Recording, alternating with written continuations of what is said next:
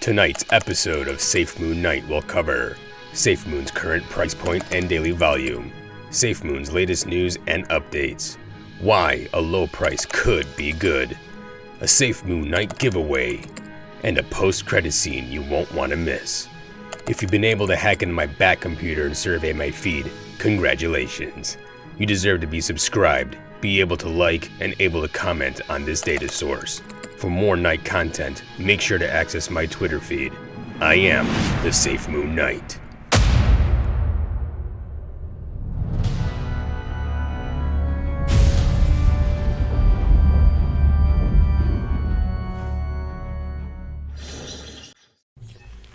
Alfred, provide a live feed to the current status of Safemoon's price and daily volume. Seems as though the current price point is 0.00095, with a daily volume of 2.2 million. It appears as though 3 big sell-offs occurred. A combined total of about $1.1 million worth of Safemoon was sold earlier today, driving down the price of Safemoon significantly, adding a zero to the current price. Disheartening to most, but the Safemoon army is strong. I see a lot of buy orders coming in. Perhaps that will put the price back to where it was. Moving on to Safemoon's latest news and updates. John Caroni has been busy going to South by Southwest in Texas this past weekend. He had the opportunity to hold 3 interviews. Although not a Safemoon event, John did well representing the Safemoon army. He was able to articulate several points and stated several things about windmills, blockchains, and was able to reiterate that he likes whipped cream and waffles for breakfast. We are in Texas, but it is the Wild West, no matter where no matter where it is. So my last question, Jordan, is that right? Are you is it? Yeah. My last question, I was told I had to ask you this, and you guys, we should do it as trivia. But what do you love to eat for breakfast? I got this from Cheryl. Yeah. It's like The Secret. Do you want the answer? Excuse my jet lag. I don't usually eat breakfast, but when I do... It's got whipped cream on it. Oh, yeah. Well, when I do eat breakfast, I like whipped cream with a side of waffles. Right. So... At least pineapple pizza and the word imminent wasn't mentioned. But what was mentioned is that 2 different blockchains were demoed within the Safemoon ecosystem. But why would they need to have demoed 2 different blockchains? And why wasn't this mentioned to the Safemoon army prior to the demo? Most likely a routine occurrence and not a big deal. Maybe the second attempt was after a failed first try. Perhaps the second blockchain had all they needed, which is why a third wasn't attempted. Perhaps both worked just fine, but they wanted to see if there was a significant difference in performance between the 2. Whatever reason it is, I'm sure Crony and the team know what they're doing and have their project and their army's best interests in mind. Lucius, tap into the latest Discord feed from John regarding this blockchain demo. Now that Alfred connected the BAT server to the Discord server, which is recommended to me by Crypto Control, we're able to patch into the latest feeds. John commented this. No, I said we built a blockchain or 2 to test some things out, but that is part of the prep process. I don't consider that the actual coding of the blockchain. Seems I was right that it is just a routine exercise. At least now we know that there is more progress than we thought being done behind closed doors. The second thing that Caroni mentioned was that 2 different types of windmills that are going to be used in the Gambia. He stated that there were 2 types of wind turbines, a 98-pound that produces 600 watts of energy, and another that's 300 pounds and produces 2,400 watts of energy. Just doing quick math, it seems as though the 300-pound wind turbine produces 25% more energy per pound when compared to the 98-pound turbine. Interesting. John was also nominated CEO of the Year by Utah Business. Of course he was.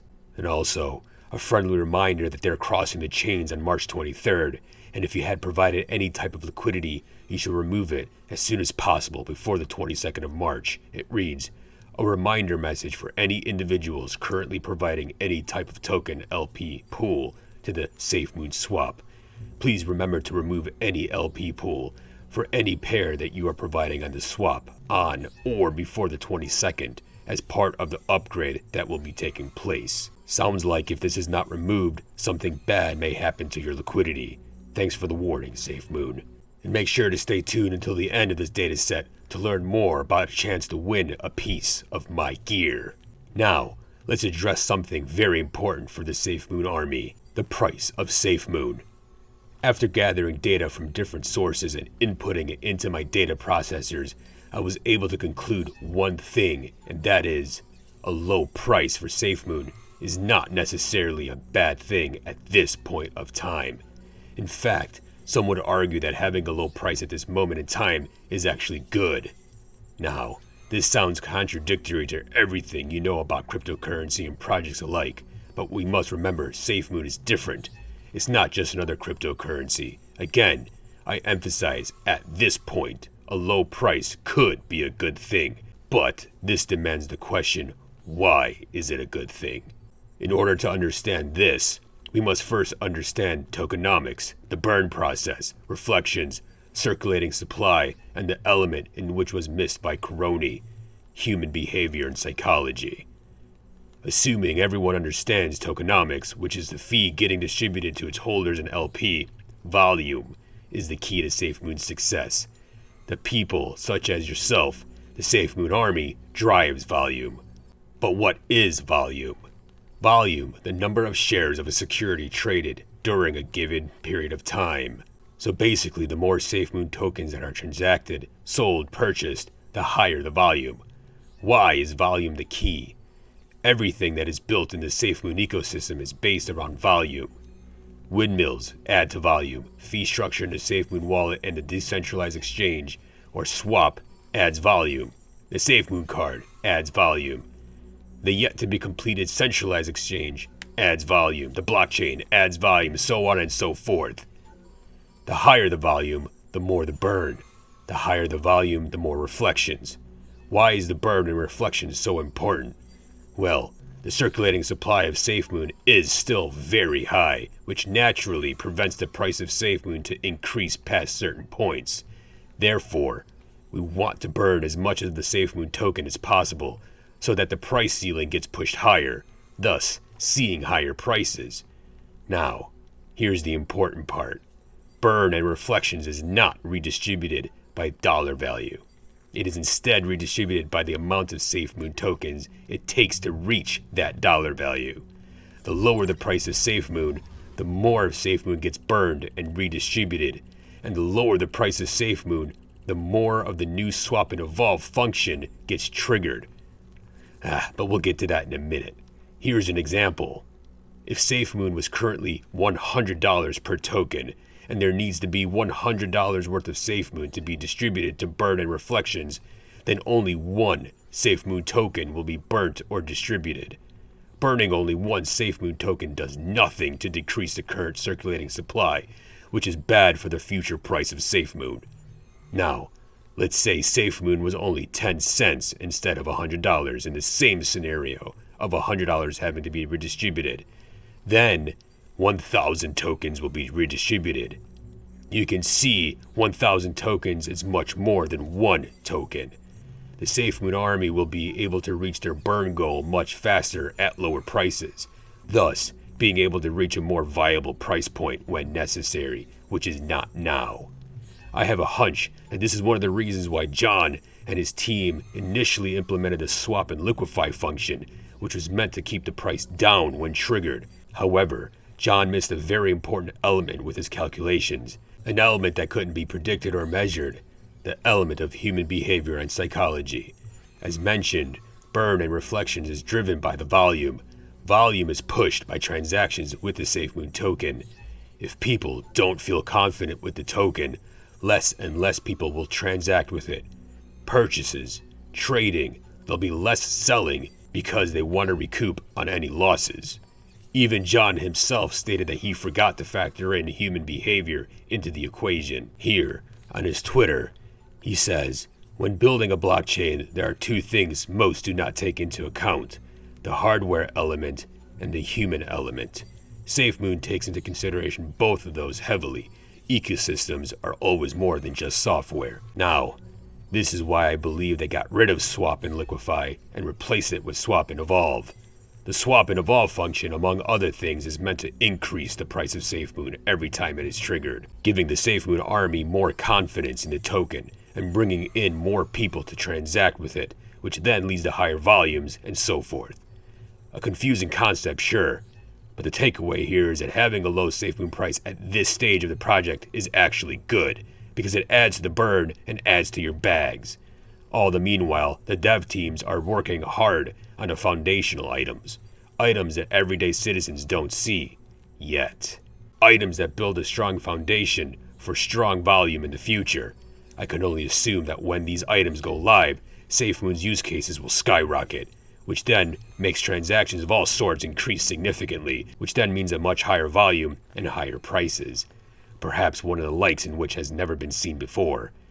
Even Ryan Arriaga recently explained in the importance of utility and how to increase volume. He stated, "In order to increase volume, you must increase utility. This means that you must create products that are useful to the community and space. One way to do this is bringing in and bridging more high-volume tokens or coins on your swap. Think of your swap like the App Store. You see Apple builds a platform, adds apps, and thus increases volume. However, the swap is just one platform. There are plenty of ways to build platforms where you can allow different products, tokens, or coins to sit up on that add utility to different product verticals while also creating more volume in different ways. Masterminding these comprehensive channels for growth and product planning is what's most exciting about this role." He's talking about the windmills, Safemoon cards, and other Safemoon products which haven't been launched yet.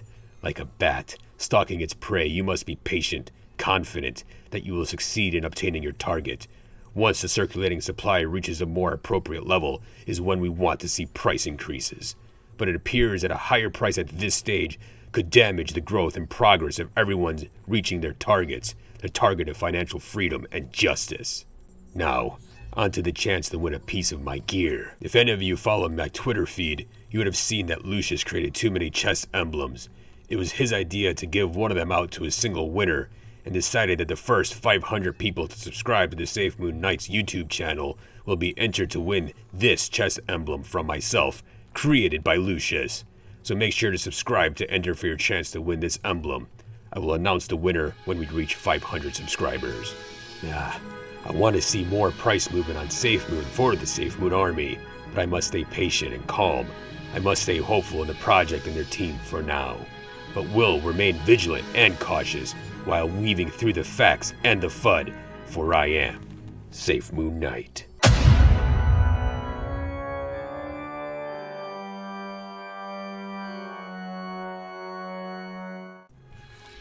Alfred, we must connect with and set comms with someone who is knowledgeable in the Safemoon project. You found several already? Who? Crypto control.